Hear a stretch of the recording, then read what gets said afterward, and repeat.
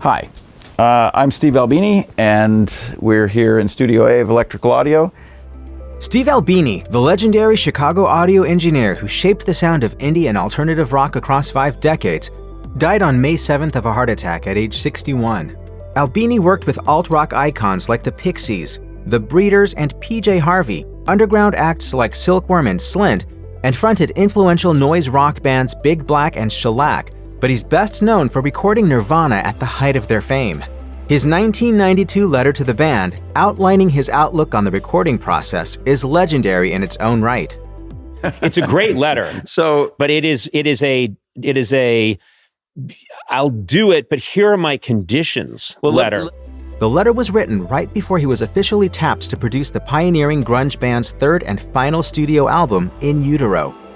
Known for his strong opinions on the music industry and commitment to capturing bands as rawly as possible, the letter encapsulated Albini's unique approach to recording music. Albini wrote, "I'm only interested in working on records that legitimately reflect the band's own perception of their music and existence. If you will commit yourselves to that as a tenet of the recording methodology, then I will bust my ass for you. I'll work circles around you."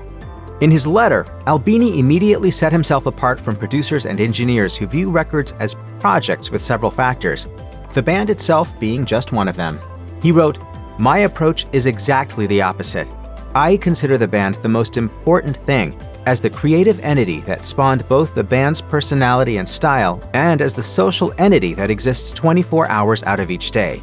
I do not consider it my place to tell you what to do or how to play."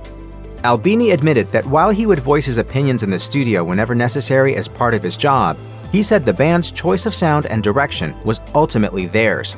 He also said he was committed to helping them achieve their vision, whether he agreed with it or not.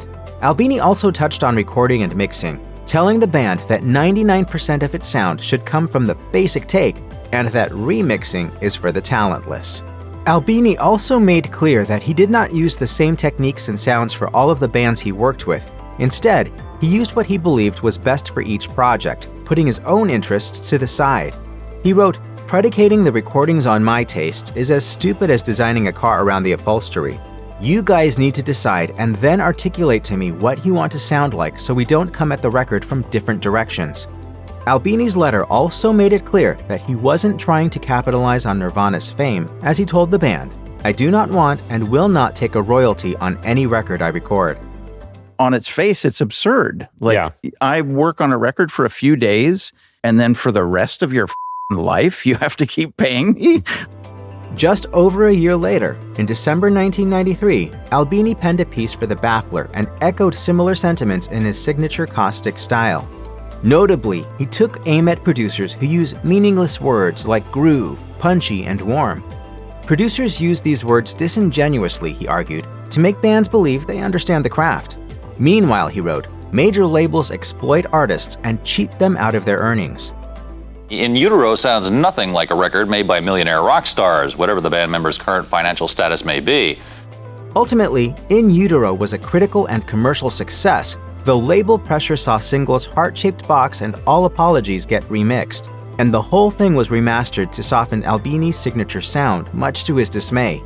In 1997, he told Goldmine magazine, "The way I would describe it in non-technical terms is that they f***ed it up. The record in the stores doesn't sound all that much like the record that was made, though it's still them singing and playing their songs, and the musical quality of it still comes across." Albini's negative experience didn't sour him on the band, however. He added, "I have a lot of respect for them. It's just all the pigs around them that sicken me."